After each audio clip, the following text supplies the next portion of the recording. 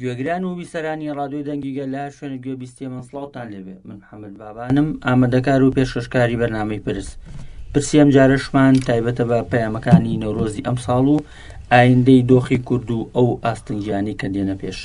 بۆ قسەکردن لەسەرم پرسە ژمیوانداری ڕۆژنامەنووس هەوار محەممەدمان کردووە. ڕزاوار بەخێر بێت. زۆر سپاس. سەرەتا سواستەکەم بۆ ئامادەبوونی دەم بەرنامەیە. ئەمەوێ سەرەتا بۆ دەست پێ بکەم نەورۆزی ئەم ساڵ چۆن تێپەڕی و جیاواز ئەم نەورۆزە لەگەڵ نەورۆزەکانی دیکە چی بوو؟ بەڵێ هەڵبەت کە نەورۆز هەمیشە لە ناو کوردانە پەیامی خۆڕاگری هەبووە، پەیامی شۆڕش و بەرخۆدانی هەبووە بەڕووی ستەمکارەکانی سەردەم، بەڕووی زوحاکەکانی سەردەمدا. هەمیشە لە دژی فاشیزم، لە دژی ئەو ڕژێمانەی کە هەمیشە هەوڵی توانەوەی کوردیان داوە، نەورۆز پیرۆز کراوە. هاوکاتیەوەش بۆ خۆی هەڵگری کەلتوری کوردی بووە. هەڵبەت کە لە کۆتایی وەرزی زستان و دەستپێکی هاتنی وەرزی بەهار و ژیانەوەدا ئێمە دەبینین کە نەورۆز پیرۆز دەکرێت بۆ خۆی، واتە ڕۆژێکی نوێ. بەڵام ئەبینین کە لە ئەم ساڵدا جیاواز لە ساڵانی ڕابردوو لە چوارچێوەی ئازادی بۆ ڕێبەرئاب بۆ چارەسەری سیاسی بۆ پرسی کورد، نەورۆز لە هەر چوار پارچەی کوردستان و زۆرێک لە وڵاتانی دەرەوە پیرۆز کرا. دیارەکە جیاواز لە ئەوەی کە لە نەورۆزدا پەیامی ئەوە دراکە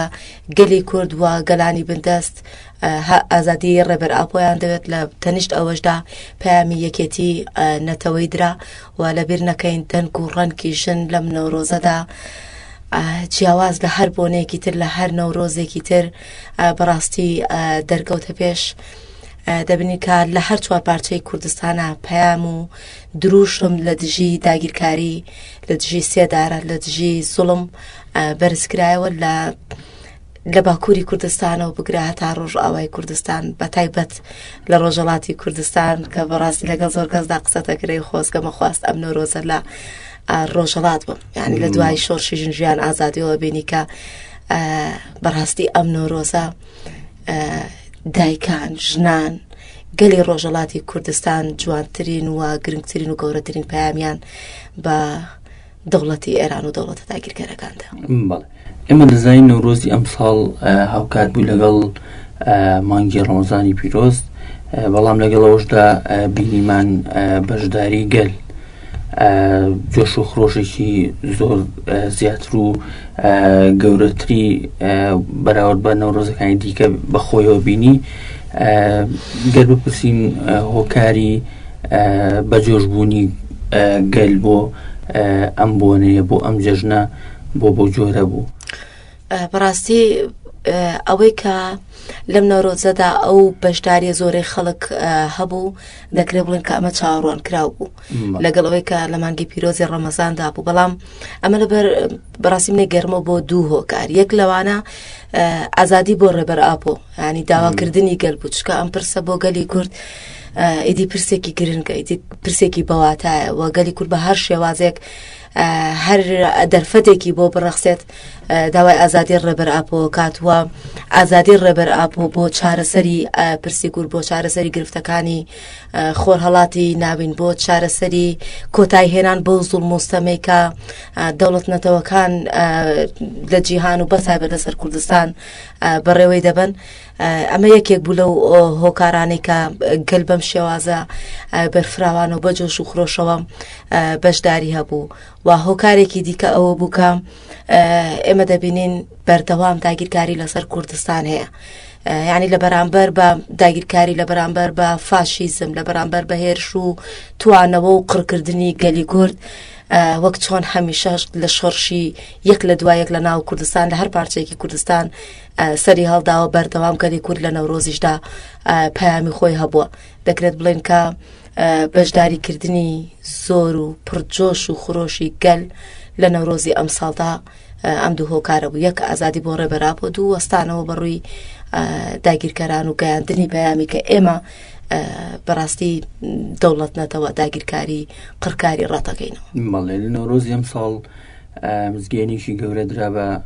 گوێی هەرێکێکماندا ئەویش خستنە خوارەوەی یاخود بێکاریگەرکردنی دوایین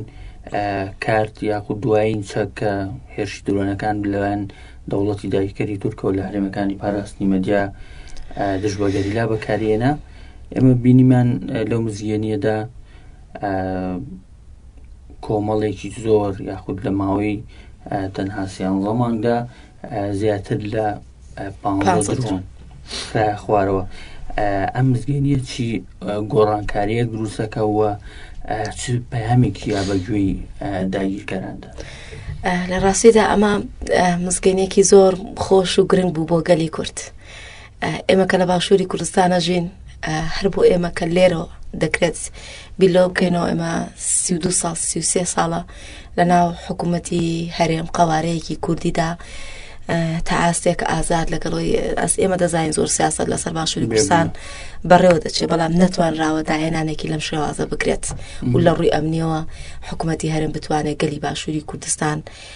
بپارێزێ، ئابوورێکی سەربەخۆی هەبێت. بەڵام کاتێ ئەبینی گەری لە ئازادەکان لە چییە لە ناو ئەو بارودۆخە هەرە سەخت و دژوارەدا داهێنانێکی لەم شێوازە دەکەن، بەڕاستی ئەمە بۆ خۆی پەمان دەڵێت کە ئیرادەی گەریلا چەندە بەهێزە، توانای گەریلا چەندە بەهێزە، چۆن لە بەرامبەر بە داگیرکاری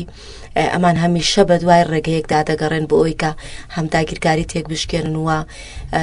ئەو فکر و فەلسەفەیەکە کاری لەسەر دەکەن کە نەتەوەی دیموکراتە بیگەێنن بە تەواوی گەلان. بەڕاستی ئەمە داهێنانێکی زۆر زۆر گەورە بوو. پێمانەڵێت کە گەریلا توانایەکی زۆر لەوە زیاتری هەیە کە ڕەنگە مەسەڵەن لە هێرشەکانی دەوڵەتی داگیرکەری تورک بۆ سەر هەرێمی پاراستنی مەدیا ئامانجی داگیرکردنی باشووری کوردستان بوو، بەڵامەوە بۆ 3 ساڵە نەیتوانیوە لەگەڵ بەکارهێنانی چەکی کیمیایی هەر جۆرە چەکێکی قورس درۆنەکانی لەگەڵەوەی کە نەیتوانی تەنانەت بستێک بێتە ناو خاکی کوردستانەوە، بەڵام لە بەرامبەر بەمەدا گەریلا داهێنانێکی کرد. ئەمە پەیامێکی گەورە بوو بۆ هەم بۆ گەلی کورد، جێگەی دڵخۆشی بوو، جۆرێک لە هێز و متمانەوە ئەوەی گەڕاندەوە. هەمیش بۆ داگیرکەران پێیوتن کە بەڕاستی ئێمە هێزێکی ئاسایی نین. هەتا بێت بەو بابەتی باست کرد بۆم گرنگە ئەم جیاوازیە چی دروستی کردەوە. بۆ نمونە ماوەی 33 ساڵە باشووری کوردستان خاوەن قەوارەوکیانێکی خۆیەتی و لەگەڵەوەشە خاوەنی سەرمایەکی گەورە، خاوەنی داهاتێکی زۆرە، هەم لە بابەتی فرۆشتنی نەوت و هەم ئەو داهاتە ناو خۆیانەی کە دەستیانەکەوێت. چی ئەم جیاوازیە دروستەکە بۆ نمونە بە 33 ساڵ نەتوانێت لانی کەم سیستەمێک بەو هەموو داهاتە دروست بکرێکە وەکو بەڕێستان باسان کرد کە پارێزگاری لە گەلی باشوور بکات، چونکە زاین لە ماوەی ڕابردوودا کۆمەڵێکی زۆر هاوڵاتی وڵات پارێزی کورد و پارچەکانی دیکە لە باشووری کوردستان کرانە ئاماژ تیرۆر کران، بەڵام هیچ هەوڵێک یاخود هیچ بەرەنگارێک بەڕووی ئەم کاریان نەکرا. بەڵام دەبینین بەو توانە مادیە کەمە لە شاخ بەو هەموو گەمارۆیی کە لەسەر گەریلاکانی ئازادی هەیە سیستەمیکی ئاوا کرێ بێگومان وەکو باسم کرد دوایین چەکی دەوڵەتی داگیرکەری تورک بێکاریگەرەکە. هەڵبەت کە لە باشووری کوردستانە ناکرێ بڵێیت ئەوەی کە کراوە کەمە، بەڵام ئێمە دەبینین قوربانێکی زۆر دراوە هەتاوەکو ئەم قەوارەی لێ بەرهەماتوە. بەڵام بەداخەوە لە ناو حکومڕانی کوردیدا لە باشووری کوردستاندا ئەوەی کە کاری بۆ دەکرێت بەدەستێنانی دەسەڵاتە و ئایدۆلۆژیایەکی نییە، هەتا ئێستا ئابوووریەکی سەربەخۆی نییە، هەتا ئێستا چۆنەڵی پشت بەگەل نەبەسراوە، یعنی دەسەڵاتەکان لەسەرەوە دێن بۆ خوارەوە بەڕێوەبردنەکان. لە هەمان کادا زاڵبوونی هەژمونی دەوڵەتانی داگیرکار بەسەرەوە کە نەیتوانێت ببێت بە خاوەنی کیانێکی سەربەخۆ. بەڵام پێچەوانەی ئەمە لە ناو هێزەکانی گەریلادا یاخود بڵێ لە ناو پەکەکەدا دەبینی کە لەوێ شۆڕژگێڕەیە، ئایدۆلۆژیایەکەیە، بنگەیەکەیە، ئیرادە هەیە. ئەوەی کە کاری لەسەرکات ڕوونەبووی ئەوەی لە بەرامبەر بە داگیرکار بنیادنانی کۆمەڵگەیەکی ئازاد و دیموکرات بنیادنانی ژنێکی ئازاد بەدەستێنانی ئازادی بۆ تەواوی نەتەوەکان بۆیە هەموو ئەمانەوە ئەکاکە بیر لەوە بکاتەوە چۆن خۆی لەمە دەرباز بکات بۆیە بەرهەم داهێنانێکی لەم شێوازە دروستکردنی سیستەمێکی بەهەربەر ڕاستە لە ئێستادا سیستەمێکی بەرگری دژی درۆن لە ناو چیادا بەرهەماتەوە بەڵام ئێمە لەبیر نەکەین ئەمە تەنها داهێنانێک نییە ئەمە تەنها نوێگەریەک نییە لە ناو گەریلایەکرا بێت هەر لە شەڕی تونەلەکانەوە بگرا هەر لە بەڕاستی هەر بۆ تەکنیکەکانی دیکە هەر بۆ خۆی ئەمەی کە لەناو ئەو بارودۆخە سەختە ینی من نێشارمەوە کە چوومە قەندیل ئەم نۆرۆزە هەڵبەت کە ئێمە ساڵانە دەچین بەڵام ئەم نۆرۆزە زۆر سارد بوو بە هەنیکە هەستام لە خەو تەماشای چیاکانم کرد بەڕاستی چیوە ئاکات لەناو ئەو بەفر و سەرما و سۆڵایەکە من دوو دەقە بچوومە دەرەوە خەریب و ڕق دەبوومەوە چیوە ئاکات کە گەریلاکان لەم چیا سەختە لە ناوم بەفرانەدا لە ناو ئەم سەرما و سۆڵەیدا بەرگری بمێننەوە و بەرگە بگرن و تێکۆشان بکەن بەڕاستی ئەمە گرنگە هەر کەس بیر بکاتەوە هەر بمانەوەیان بۆ خۆی لەوێ بۆ خۆی ئەمە کەم نییە بۆ گەلی کورد کەواتە پێ دوایە ئەم سیستەمی بەرگریە خود ئەم سیستەمە نوێیە کە هاوشێوەی جاران دەوڵەتی دایکەری تورک ناتوانێت درۆنەکانی لە هەرێمەکانی پاراستنی مەدیا بفڕێنێ بێگومان ڕوبەڕووی زیانێکی زۆر گەورە دەکرێتەوە توڵە تێنەگەشتم حفۆ دووبارەکەیت باش ئەم سیستەمە دژە درۆنە بۆ نمونە لە هەرێمەکانی پاراستنی مەدیا جارێکی دیکە نایڵە درۆنەکانی تورگوا بۆ ئاسانیە بێنە ئەو سنوورانە و بۆردومان یاخود چالاکی بکەن پێ دوایە ئەم سیستەمە بەرگریە پاسەنگی هێز لە ناوچەکانی شەڕ لە بینی گەریلا و دەوڵەتی دایکەری تورک بە چ ئاڕاستەیەکە بە پێ دوانیە ئەمە پاسەنگەکە لە بەرژەوەندی گەریلا یەکلاکاتەوە ڕاستی دروستکردنی سیستەمی بەرگری دژە درۆنی لەلایەن گەریلایەکانی ئازادی چیاوە ئەمە بۆ خۆی شۆکێک بوو بۆ ئەردۆغان بە دەوڵەتی داگیرکەری تورک چکە ئەوەی کە ئەوان شانازیان پێوە ئەکرد یانوت ئێمە هەرێمی پاراستنی مێدیای پێداگیرەکەین هەر جۆرە داگیرکاریەکە بمانەوێ دەیکەین بەردەوام لە هەر پارچەیەکی کوردستان و هەر گوند و شار و هەر وڵات پارێزێک دەبینی لێی دەدان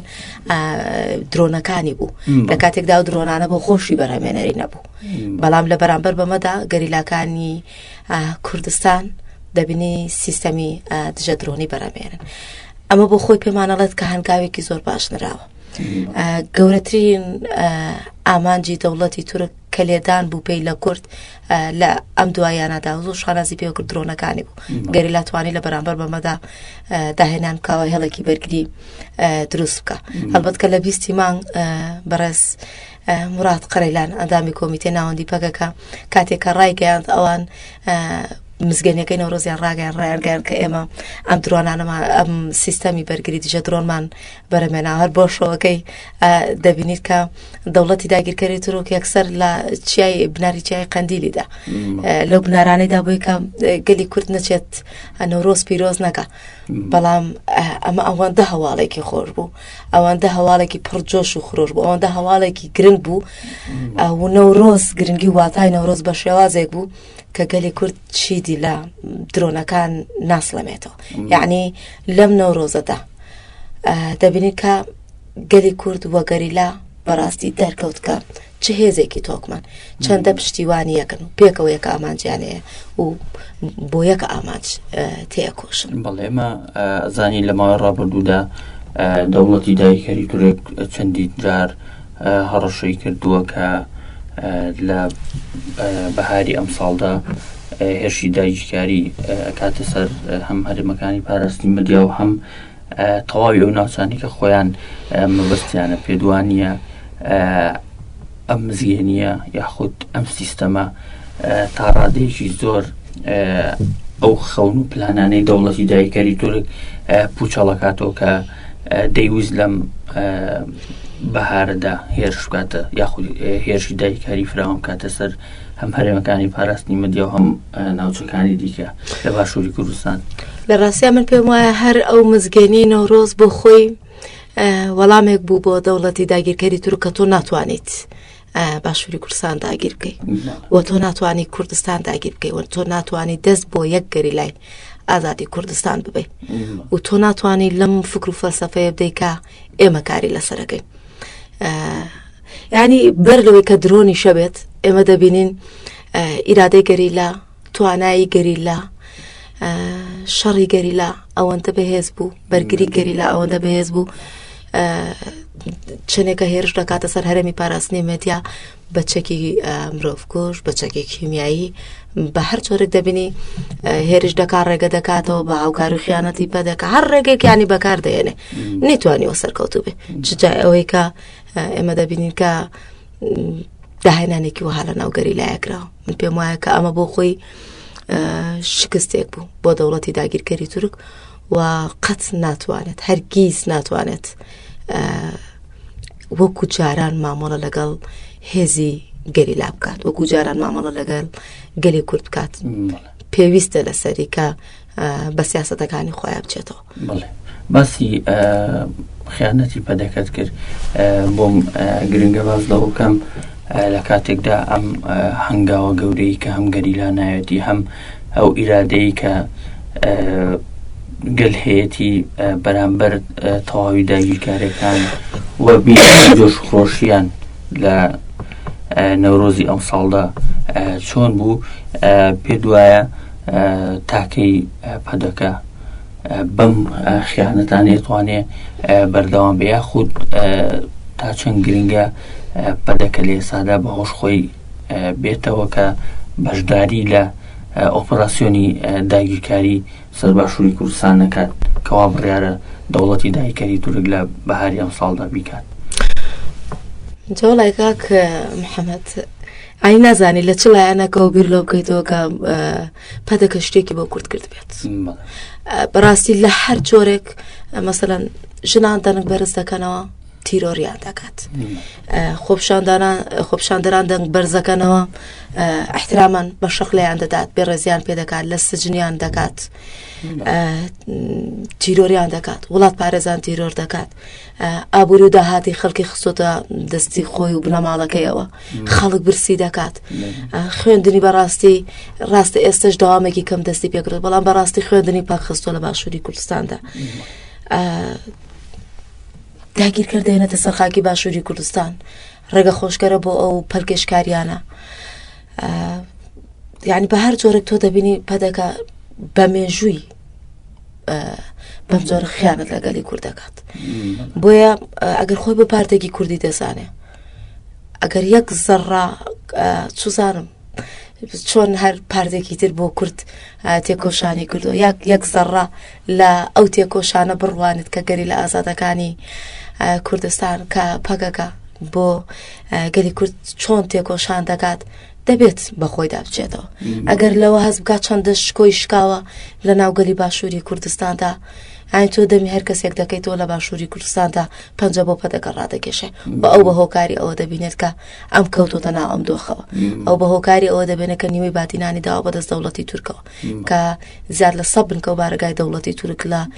باشووری کوردستاندا بوونی هەیە، لە ڕووی سیاسەتی نێودەوڵەتیەوە شکستی هێنا. یعنی پێویستە هەر بۆمانەوەی خۆشی بێت، پێویستە بە سیاسەتی خۆیان بچێتەوە، چونکە هەر هێزێک دوجار کە پشتی لەگەڵ کرد بەم شێوازەی پەدەکەی لەیەکە لە سەتر باشووری کوردستانە و لە کوردستان بەگشتی لێی دەڕوانرێت. تەنها پڕکردنی گیرفان و بردننی سامانی زۆر و داهاتی زۆر نە ئینسان وەکو خۆی دەهێڵێتەوە و نە پارتێک نە هێزێکیش وەکو خۆی دەهێڵێتەوە، ئەوەی کە گرنگکە بە جفاکی بوونە، ئەوەی کە گرنگکە لەگەڵگەل بوونە، بۆیە پێویستەکە پەدەکە بەخۆیدا بچێت. هەر لەگەڵەوە شایەمازانین ئەوەی کورد بێت بەنسبەت دەوڵەتی داگیرکەری تورکەوە دوژمنە، یعنی بێگومان دەوڵەتی داگیرکەری تورک هێرشێ بکات دەگەر هەر ئەنجامێک بەدەست بخا دوجار هەم لەسەر خودی پەدەکەش ئەم داگیرکاریەکە لەبەرەوەی ئەوان هەر کەسێک کورد بێت خۆی بە کورد بزانێ بێگومان وەکو دوژمن مامەڵەی لەگەڵاکەن بۆ ڕوبەڕووبوونەوەی ئەم جۆرە لە بیرکردنەوە یاخود هێڵی خیانەت کە لە ئێسادا لە باشووری کوردستان پەدەکە پێشڕەوی ئەکا بە تایبەت لە دۆخێکی وەکو ئێسادا کە دەوڵەتی دایکەری تورک هەڕەشەکانی بەرپرسانی یاخود کار بەدەستان لەو دەوڵەتی دایکەری تورکە بەردەوام بە گوێمانیدا دێنەوە هەڕەشاکەن ڕاستە بەشێکی پەیوەستە بە شەڕی تایبەت ویانەوێت کار لەسەر مۆراڵی هەم گەلی باشوور بکەن بەڵام لەگەڵەوەشدا پێویستە گەلی باشوور چۆن هۆشیار بێت چۆن مامەڵە لەگەڵ ئەم جۆرە شەڕە دەرونی یاخود شەڕی تایبەتەدا بکات نەکەوێتە ژێر ئەو هەژمونەی کە هێڵی خیانەتە بێگومان بەداخەوە لە ماوەڕابردوودا زۆرترین زیانی بە ناوخۆ گەیاندەوە.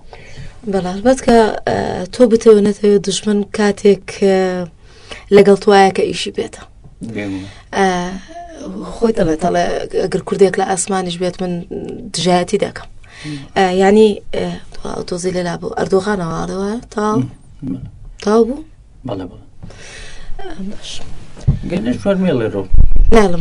هەر ئالێرەوەداینە باشە خۆی بەڕاستی دەوڵەتانی داگیرکار بەگشتی بە تایبەتە گەرمە لە کوردستان بڕوانین هەمیشە کاتێکیشیان بە تۆیە کە کاتێک لەگەڵ توانیشیان بێت کاتێک ئیشیان لەگەڵ ئاتا خۆی هەمیشەوە بووە ینی دەوڵەتی داگیرکار کاتێک لەگەڵ توایە کە ئیشی پێێتە دوای ئەوەی کە ئیشی پێێتەما تۆش ئەسڕێتەوە مەسەرەن ئەو ئیش لەسەر چێکە ئیش لەسەر داگیرکردنی خاکی تۆەکە ئیش لەسەر توانەوەی گەلی تۆ ئەکات تۆش بتەوە نەتەوێت هەر چەندە بتەوێت لە خۆ دەرچی دەرناچی تۆ بەشێکی لەو میلەتە تۆ لەسەر ئەو خاکە ئاژی دوجار چۆنە لە زریانەکە تۆش ڕاتە ماڵێت بۆیە بێگومان ئەمە پەدەکەش دەگرێتەوە ڕاستی ئەوەیە کە پەکەکە زۆر جار پەدەکەی ئاگادار کردوتەوە بۆی کە ئەم خیانەتە بوەستێنێ ئەم هاوکاریکردنی دەوڵەتی تورک و دەوڵەتانی داگیرکار بوەستێنێ ئەم نۆکەرایەتیکردن و سیخوڕیکردنی بوەستێنێ زۆر جار دەبینین هێرش دەکاتە سەرگەری لە ئازادەکانی کوردستان و هەوڵی هەڵگیرساندنی شەڕ دەدا بە فیتی دەوڵەتی تورک بەڵام بەڕاستی ئەوە سەنگی و هۆشیاری پەکەکەی لە بەرامبەر بەمەدا نەهێشتووە کە بەریەک کەون و شەڕی براکوژی دروست ببێت ینی دەوڵەتی داگیرکار چێوێ ئەوەی تۆ لە ناو خۆدا بەگژیەکدا بچیتەوە و ئەویش دوجار بێت تۆ داگیر بکات لە ناوت ببات بۆیە ئەکرێ بڵێین تا ئاستێکی باش خەڵکی کوردستان ئەم سیاسەتەی شەڕی تایبەت کە دەوڵەتی داگیرکار و بە تایبەت لە ئێستادا ئەمە دەبینین لەسەر باکو و ڕۆژاوە باشووری کوردستان دەوڵەتی تورک چ ڕۆڵێکی هەیە چ بە هەر شێوازێک هەوڵی توانەوەی کوردەیە هەنی گەلی کورد ئەم شەڕە تایبەتەی تا ئاستێکی باش بۆ ڕوون بۆتەوە تەنیا ئەوەیە ئەگەر بینە سەر باشووری کوردستان چونکە پەدەکە زۆرتر ڕاستە لە پارچەکانی دیکە کار دەکاتەوە بەردەوامە لە سەرهێڵی خیانە دەڕوات بەڵام لە باشووری کوردستان دۆخی خەڵک لە دۆخێکی زۆر خراپدایە داگیرکارێکی زۆر هەیە سیاسەتێکی زۆر لەسەر باشووری کوردستان بۆ توانەوەی و لە ناوبردننی قەواری باشووری کوردستان بەڕێوە دەچێت من پێم وایە کە ڕاستە ڕۆژهەڵاتی کوردستان باکووری کوردستان لە بەرامبەر بە داگیرکار ڕوونە ئەم دەوڵەتی ئێرانە ئەم دەوڵەتی تورکە دەجەنگێت بەڵام لێرە ئەبێ قوڵتر بی بکەنەوە ئەبێ بەرفراوانتر بیر بکەنەوە ئەبێ هۆشیارانەتر مامەڵە بکەن ئەبێ وریاتر بن چ سیاسەتێکیان لەسەر بەڕێوە دەچێت چکە زۆر شەڕی تایبەت لەسەر گەلی باشووری کوردستان لەسەر پارتە سیاسیەکانیش بەڕێوە دەچێت ئەوەی گرنگە گەل لە بەرامبەر بەمەدا هەڵوێست سۆر بگرێت هەڵبەت ناکرێت بڵین هەڵوێستی نەبووە بەردەوام دەنگی ناڕازی لە باشووری کوردستاندا هەیە بەڵام یەکبوونێک نییە هێشتاش بە تەواوەتی یعنی هەم من پێم وایە کە پێویستی بە یەکبوونی گەل و پارتە سیاسیەکانی تر لە باشووری کوردستاندا هەیە بۆ کۆتایی هێران بەو هێڵی خیانەتە بەو چۆنەڵی گەندەڵی و ناشەفافی داهات کە لە دەستی پەدەکایە بەڕێوە دەچێت بۆ کۆتایی هێران بە هەموو ئەمانە من پێم وایە کە پێویستی بە یەکبوونی گەل و تەواوی پارتە سیاسیەکانی تر هەیە. بەڵێ هەوار محەممەد ڕۆژنامەنووس دووبارە سپاس بۆ ئامادەبوون. سپاس بۆ ئێوەش. بەڵێ بەڕێزان زۆر سپاس بۆ ئێوەش تاکو ئێستا بیسەرما بوون تا پرسێکی دیکە ئاسوودە بن.